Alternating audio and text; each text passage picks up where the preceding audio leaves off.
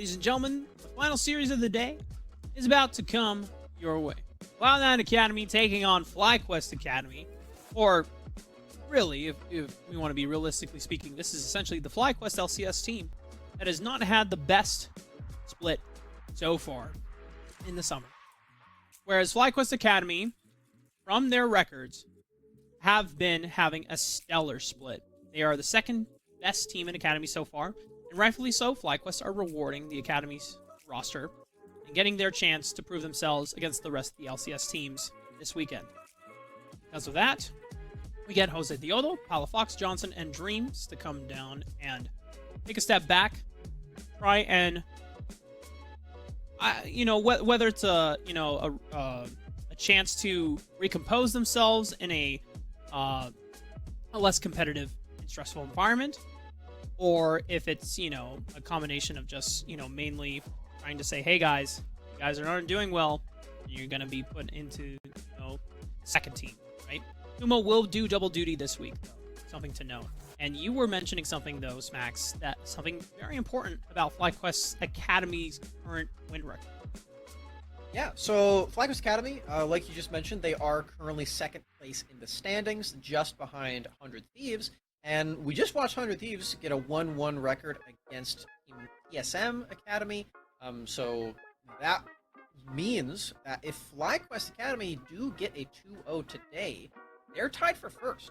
So that is a really big incentive and a really big deal for the FlyQuest guys to come into and try to keep that record alive for the FlyQuest org in this squad. But it is still a very tumultuous time for the FlyQuest members, you have to imagine.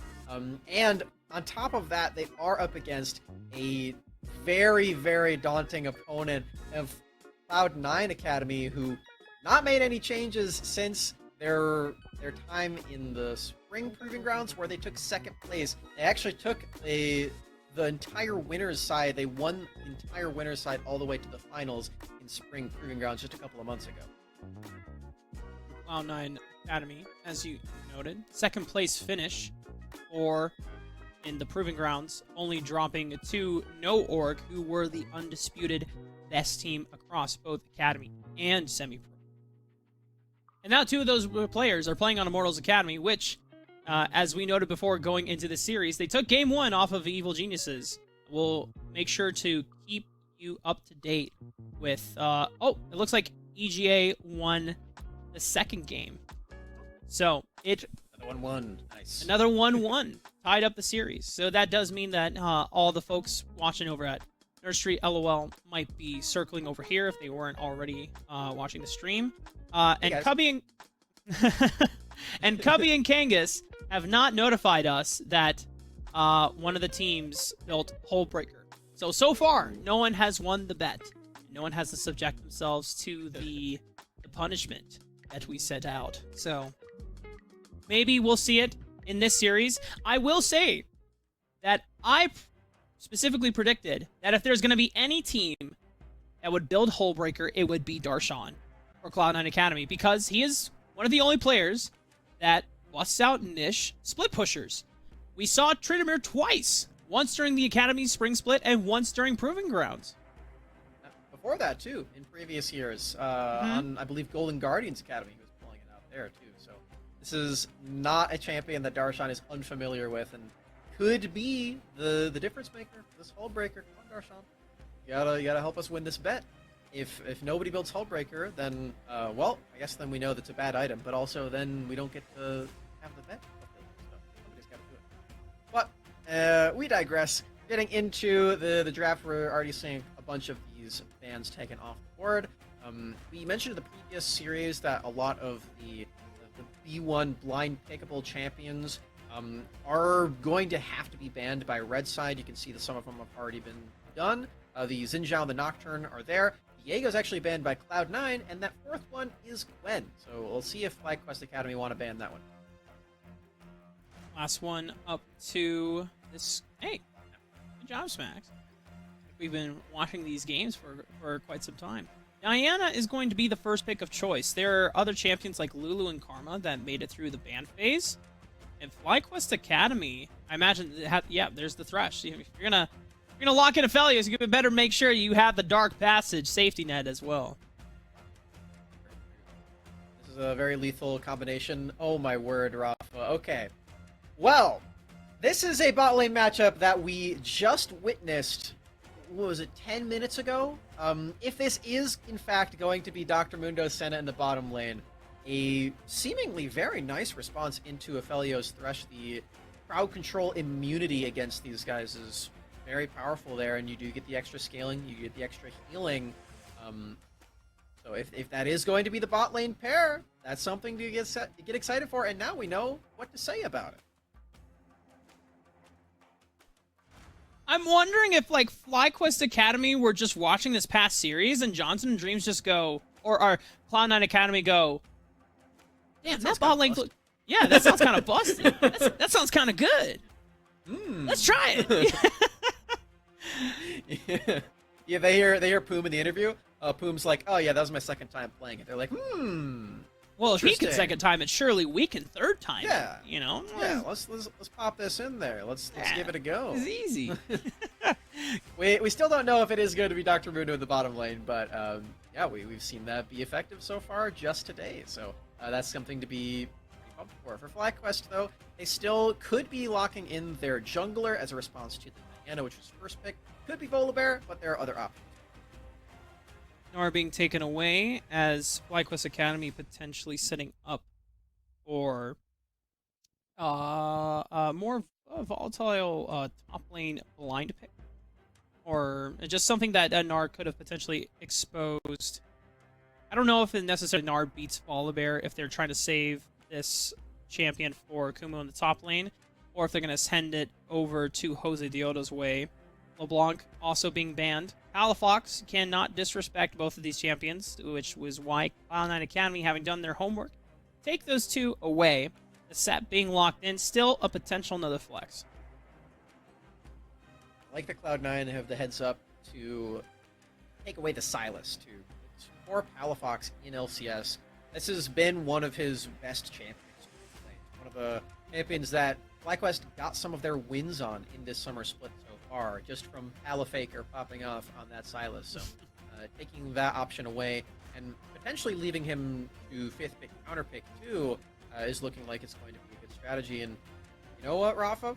That Renekton is locked in. That's making me a little bit more confident that this is Mundo bot lane again. It's like Mundo mid. Nah, just kidding. I imagine what will happen is they're going to pick another laner that can be... There it is. Okay, so I was about to say that they want to find the Renekton into the set matchup, because anytime he has the Haymaker shield, you have the not the Call of the Meek, the Ruthless Predator that cuts down through the shields of that matchup, and Gangplank will do quite well in either of those matchups. So it looks like... Ooh... Now, this makes Renekton's life a little bit more difficult trying to lane into an Azir. Yes, so if they do still send Renekton into Azir, then that is where you do start to congratulate FlyQuest on having a nice draft idea to save that counter picker and send the setup to the top lane against the Gangplank. We could still potentially see Darshan take the Gangplank to the mid lane. That's not too out of the ordinary. That would be cool. Yeah, it would definitely be interesting against the against the Azir. I know Azir has instant auto attack, so it makes using the barrels a little bit more tricky, but it would give Poppy a really good matchup set. But before we get to any of that, I do want to note that it appears like King is the one who has the most Mundo games under his belt. As King is not playing the marksman in this one and is instead rocking the newly reworked, newly minted Doctor. I mean, we saw the 100 Thieves LCS squad when they brought the Lee Sin Senna bot lane, and it was FBI that piloted the Lee Sin and Huhi on the Senna respectively. So it just depends on who feels more comfortable with the farming champion of the two duos. And I will say that I would not mind Gangplank mid lane, because we just saw in the Risen Champions Grand Finals last night here on the Academy stream, Cloud9 Amateur had El Capitan Camarón, Captain Shrimps, rock the Gangplank mid lane as a counter pick matchup. Now, I don't know if this is necessarily a good matchup for Darshan in the mid lane, but it just depends on, like, hey, you know what? Who gets to have the free laning pass? Are we gonna give Darshan, and more than likely, you probably have to bite the bullet as copy and just say, well, sorry, man. Looks like you're gonna be at a range disadvantage, and because we need to make sure that Darshan gets off the ground, and it is a potent split pusher. Now, Raf, are you saying that Kumo is a free lane to play against? Is that what you're... Okay, you're I'm not saying right now? free lane, like it's gonna be absolutely easy, but if you want to give the easier lane matchup, if you're Gangplank or Renekton, then you're probably giving it to the Gangplank so that you can easily stack your grasp stacks, right? So I'm sorry if I offended you, Smacks, and any Kumo fans, because Kumo has been doing really well, and there's a reason why he's going to be playing both in Academy and LCS this week. Well, as the resident Kumo fan of this cast, as it appears like there's only one of us, I will remind everyone that Kumo has been performing very, very well in this split. He's looked like one of the best top laners in the league, and he is one of those big reasons why FlyQuest Academy is at that top of the table, is at second place. So he, very, very worthy of this promotion, has already gotten some LCS games for FlyQuest, and is their main top laner too. All right, you can get a word in now on why you're still a Kumo fan if you want. Listen, Kumo popped off in week 2 with Lee Sin and Wukong, and I was like, holy crap, like, Kumo has developed so much since the spring, and he's gained so much confidence. And, like, don't get it twisted. I think Kumo's good. I'm just saying this particular match. Come on, man. All right. I'll stop yanking your chain. Kumo is playing the setup in the top lane. He is sort of this punching bag champion for a little while. He will be taking quite a few of the gank plays, but definitely no slouch. You do still have a lot of laning prowess. You have the health regen passive, and you can use that to sustain up really well. And the extra crowd control being used right now, the face breaker, means that Darshan does have to still worry about his positioning a little bit. He's taking quite advantageous trades against Kumo. Kumo is just trying to burn through his one pot and rely on both his passive and the regen from Dorn's shield to keep him sustained. I mean, the fact that he was at sub 200 HP and he's back to 500 is ridiculous. Nice passive there that Set has, is getting you some intense trading problems. There's been an ignite boost on top of this. And no summoner spell to trade at all. Isles and King do have a lot of sustain in this lane, as we've seen today. We'll continue that with a surprising push in this lane too. This is something that's relatively new. We did see previously that Luger was struggling a little bit or Luger and Poom rather, were struggling a little bit to get the CS parity until the mid game did roll around. But for King and Isles, it's no thing. They're doing very well for themselves there. Copy, despite the range advantage that Palafox has, is able to get a decent trade in before taking a little bit of grass on the way out. This is how the matchup goes, as Dreams is sub 50 HP.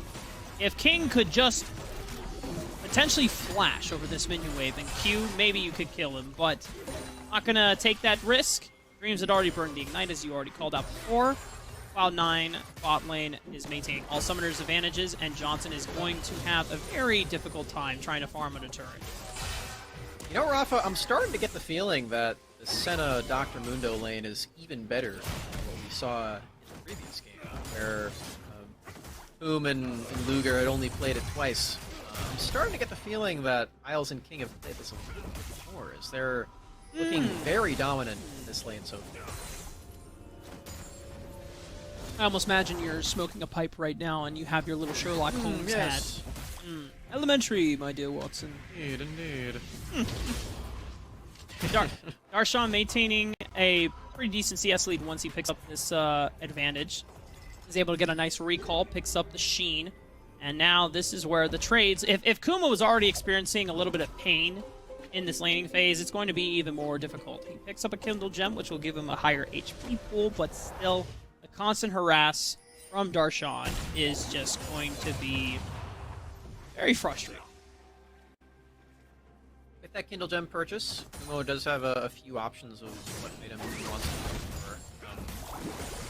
Still go for Stridebreaker, which has been the set staple. It does provide, or it did provide him rather, with a extra dash, reposition, things like that, and the ultimate showstopper, but that's no longer an option. You do still have the slow, but you can't instantly reposition, dash behind them, and then go for an insect-like play on the set top lane. It's not an option anymore. But could still go for the slow here, and you are up against a Cloud9 team that has 4 melee champions and a Senna. And to me, that feels pretty good for Set and also for Stridebreaker, but it also does feel pretty good for Core Drinker too. So there's some other things. Inconclusive is the end of my study. I don't know if you can hear, but I'm giving you a little bit of I can. applause. Well done. We're about to hit the 7-minute mark. So far, the game has been pretty quiet, although massive advantage for the bottom lane, thanks to King and Isles being able to push out Dreams, but a gank sets up onto Darshan. Jose Dioda is here for the collapse. Cannon Barrage comes out. It's not going to be enough. Darshan trying to flash away to Shurnfire, and there's no way he gets out. Jose Dioda closes the gap. First blood for the FlyQuest jungler, and he picks up a double. A double kill for the Volibear. Jose Diodo has done it again.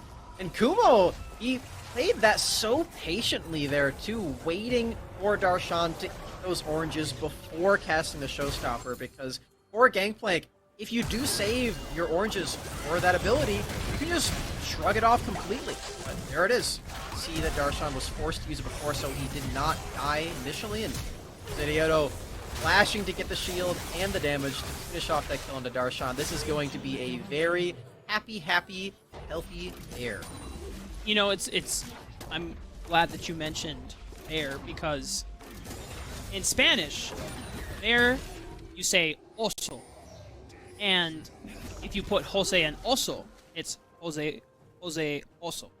So now this is going to be the nickname for Jose for the rest of the game. Because sometimes out of affection you may say Josecito, and that is really similar to Jose oso. So, you know, it's just, I'm just saying, I think this name will catch on, you know, and especially if there's any Spanish-speaking fans or anyone from the LLA watching and supporting their boy Jose Diodo coming in from Arco Siete from the 2020 Worlds run in the play-in stage. You know what? I'm just putting it out there. I think this name will catch. You know, if you keep the de in the middle of that, so it's Jose Dioso. Oh, there you go! It's a pun Jose in Bear. both languages. Yeah, there you it's go! Jose the Bear. And you don't even need to speak Spanish, so the fact that you caught on to that, and I'm giving you a lot of applause today, Smacks. I'm so proud of you. Thank you so much for casting Academy today, man. This has been a blast. No problem at all. Glad to be here. We got our 5th game of the day. It's been a great day of games so far. Some upsets and everything. It's been just a really fun time, and we now, you know, we're getting the return to Academy for some of these guys on FlyQuest. Dreams has been on the Academy roster for a little bit of the year as they were swapping Diamond and him to the LCS roster and back. Palafox is very accustomed to the Academy system, so he's making a return here and making a return top lane. Yeah, I think Darshan is also accustomed to Yeah. It's not the most fun as a top laner. I think every top laner gets the camp treatment, you know, at least a few times in their career. And when you have a Volibear, those dives can happen. And I think we have to comment on, you know, the Volibear priority that is coming out in these games, as Xin Zhao has been taken away from a majority of them throughout the week. Volibear has kind of come up as, like, the other main early game engine jungler. Throughout the Collegiate Invitational, we had many people's answers were like, the race. yeah, they did. Sorry to interrupt. No, you're good. No, you're good. The bot lane race, or the turret race rather, first, was won by this Dr. Mundo and Senna lanes. really surprising stuff. This is a melee champion who's able to siege through that entire turret with little to no jungle help. All this laning advantage was made by King and Isles themselves, and so I think this just goes to show that, like, yeah, we saw that the laning matchup was pretty decent when Whom and Luger played it out. What's happening here, though? He went Locket. That's kind of cool. So he's actually going for a support build on this Mundo tank. This is very creative, because Dr. Mundo really doesn't have a lot of utility in his kit. They did not give him any more. They just made him easier to run around with. He still only has the slow on his cleaver. Or bone saw now, excuse me. But just laning with Isles down here, trying to still provide the team with some amount of utility and not just building selfishly and being a tank. It's very interesting, because usually the Tom Kenches, even before they reworked him, would go for like Crossfire Gauntlet. Not King. And I wonder if King just wants to expedite their first mythic purchase along with tier 2 boots, because considering the only other person that has a mythic item is Jose Dioso. But it's only Divine Sunder. It doesn't have tier 2 boots, as the Moonlight Vigil goes wide from Johnson. Isles and King are maintaining their position here in the mid lane. Death Sentence hits, but thanks to the passive of Mundo, Hextech Canister going to prevent that Death Sentence from stunning him and hooking him towards them. FlyQuest have this entire top quadrant in their control, however, as they're trying to find ways to be able to continue pushing Darshan away from farm. Another dive, perhaps? Gonna throw some light flame to TSM here. I hope you're okay with that. But FlyQuest seems to have done the impossible. They have Grievous Wounds. Oh, well, they're also diving Darshan once again, because, you know, Stormbreaker allows you to do that.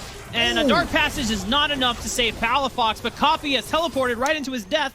Churnfire was not ready to make the collapse either, and FlyQuest continue accelerating their lead. Give over 1 kill, so they do tarnish their perfect game status as Palafox drops to that turret, but still going to look very nice in using the Ohmwrecker style of the Jose Dioso ultimate under that turret, shutting that down and making sure that Darshan really doesn't get to have any fun in this game.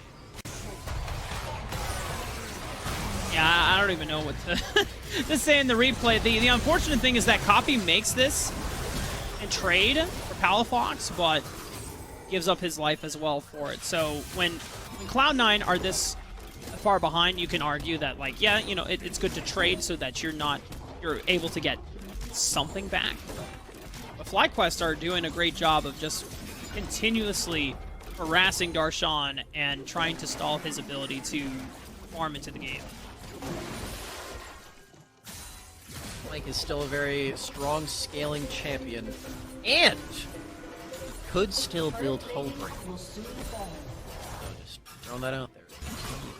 Could still do it. Make my day. But I digress.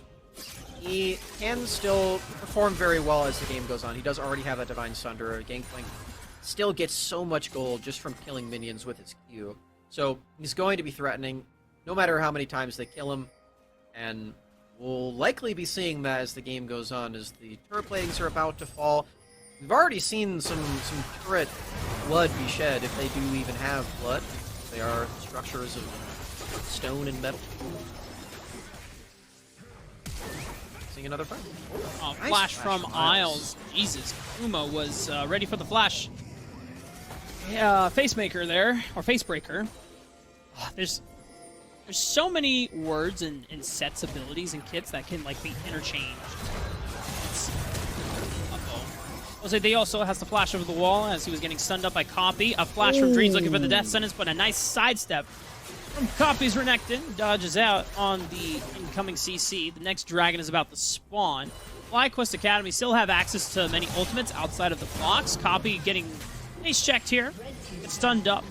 Teleport comes in for Darshan, making sure that he can arrive to the fight. Cannon Barrage, Moonfall, and Dominus are available. So is King's Ultimate and the Dawning Shadow. FlyQuest now, they have Kuma on the flank. Wow. 3-man Facebreaker, Moonlight Vigil, with Palafox coming in as well with the Shurima Shuffle, and now is just tearing through the back line. And FlyQuest have only dropped Kumo so far, despite having lots of low HP members. Darshan on the run, trying to deal with Johnson's Aphelios, but just doesn't have enough damage to be able to fight back. Palafox with the chase, the conquering sands, the shifting sands into the gap close, takes out King. Kumo had to be the sacrifice to make that play happen, but boy, oh boy, did it work. Excellent flank from him. Does secure FlyQuest the fight win. That's 3 kills for them, and going to deny the Drake staff from Cloud9. It's now 1 apiece as we get to watch this one yet again. Very impressed with the way that Kumo has been playing this game, and like I was talking about, you don't get to reposition yourself with Strikebreaker anymore, but he still used it to great effect. He still got the slow down, securing that the Facebreaker would land onto multiple members. And while the rest of this fight was rather sloppy, you do see the strength of Isles and King having all this extra sustain. Palafox just shifting in and out of the fight wherever he wants to go, wherever the enemies may be, dealing so much damage and spreading the grievous wounds to everyone on that team with this simple Oblivion Orb. And Rift Herald, second Rift Herald we should say, is spawned. FlyQuest Academy have already shifted a majority of their members over to secure it.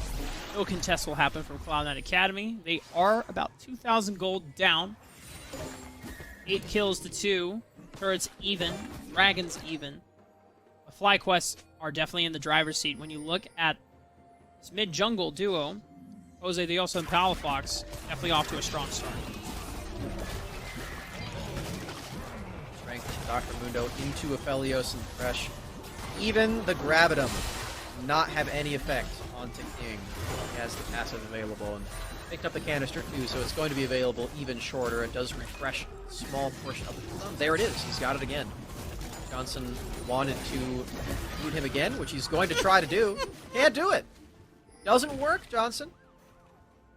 Well, at least he burns the Hextech canister, so now if they were able to punish with another CC ability sooner than later, you could be able to make that pick, but no agency, no aggressive actions will be taken by FlyQuest so far. Jose Dioda does have access to the Stormbreaker if they want to make dive happen, but 3-man cord from C9 and an aggressive initiative from Schernfire with the Moonfall forces the flash out of Johnson.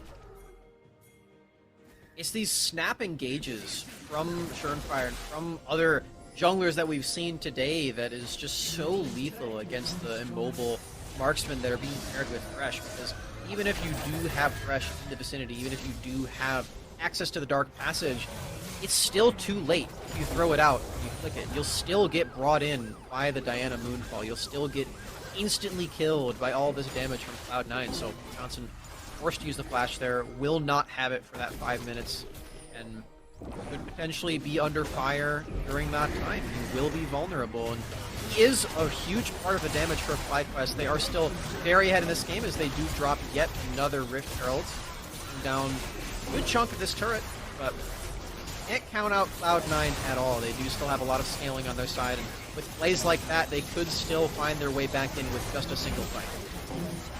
FlyQuest Academy successfully take down the mid-tier 1 turret. A turret teleport comes out from Kumo. As Copy was answering with the teleport of his own, has to scatter like the winds as he was completely isolated. Isles getting so much damage thrown his way off of that Haymaker. And FlyQuest are just continuing to compress the assault. Jose Dioda using the Stormbreaker, having to flash away as he dives a little too far. Cloud9 Academy might be able to come back in this re-engage. Darshan has the damage, and they have the follow-up here. Even through the parlay and the flash, Kumo still goes down. Dreams will fall as well. Major shutdowns coming in for Darshan. Palafox able to make the escape, but Cloud9 Academy still on the chase. Slow from Volibear is going to be enough to dissuade them for now, but FlyQuest members are running the wrong direction. King is very, very low. FlyQuest has a Honey Fruit available. Copy's over the wall, though. Can Palafox turn this around? Jose Diodo is going to go down, and Palafox tries to take... he takes down Copy, but a shutdown will go over... Smacks! Darshan just picked up like 3 shutdowns. This gangplank is about to skyrocket with some stonk money right now. I told you so, Rafa. I told you so, everybody listening as well. All it takes is one single fight for Cloud9 to get back into this game, find those shutdowns, and turn their scaling on. I was very worried at the start of this fight because Schernfire dives into this backline. You'd think that he's got the Moonfall ready, but it's still on cooldown for a couple of seconds. It only just now comes back. So we did not see that engage really pay off for Schernfire. It would have if he had just waited a little while longer, but he might have thought that he had it up. He didn't. It would have been even more deadly for Cloud9, which is very scary to think of, but it's already scary for FlyQuest. They are now facing a super scale-heavy team for Cloud9 with all this healing, all this damage. And Darshan, just like you said, look at all these shutdowns he got. And Smacks, the observers in the replay, shoutouts to our production team, showed it. When Jose Deoto went for the Stormbreaker and dove Isles, he misclicked and autoed the turret and the Q on the turret as well. So he had a chance to actually kill Isles, but it was just... he didn't click on the champion. And now Schernfire's going to find a Moonfall onto 3 members. Jose Deoto has to scatter over the wall using the Stormbreaker as a means of escape. Palafox still trying to keep his distance and set up zone and terrain. Cloud9 are able to pick up the 3rd dragon of the game for themselves, and they're going to take their exit. No one dies in the exchange, but Cloud9 get everything that they wanted. Schernfire dives in, he's saying, kill him or not, I see the angle. I'm chunking him down, I'm going back to the Drake. Exactly what happens. They don't find any kills, but the objective is secured. The health bars are dampened. This is going to be yet another turret taken by Cloud9. King, though, too far forward. Well, you have to remember, King, that you build a support item style Mundo, so you don't actually have that much resistances and durability as you normally would with like a Sunfire build. Lock-in and Knight's Vow is pretty nice though for team fights, but isolated, it's very easy for Palafox to rip through you as he's going to look for a pick onto Schernfire. There's no Moonfall. He flashes out and away from the Emperor's Divide. FlyQuest take the opportunity. Do they try to potentially burn the Baron while Schernfire is away? Oh no, it's just a copy. Poor copy is. Well, he's in the Raptor Pit now. Snagged back by the Facebreaker. There's no real way for him to go, yeah. Alright.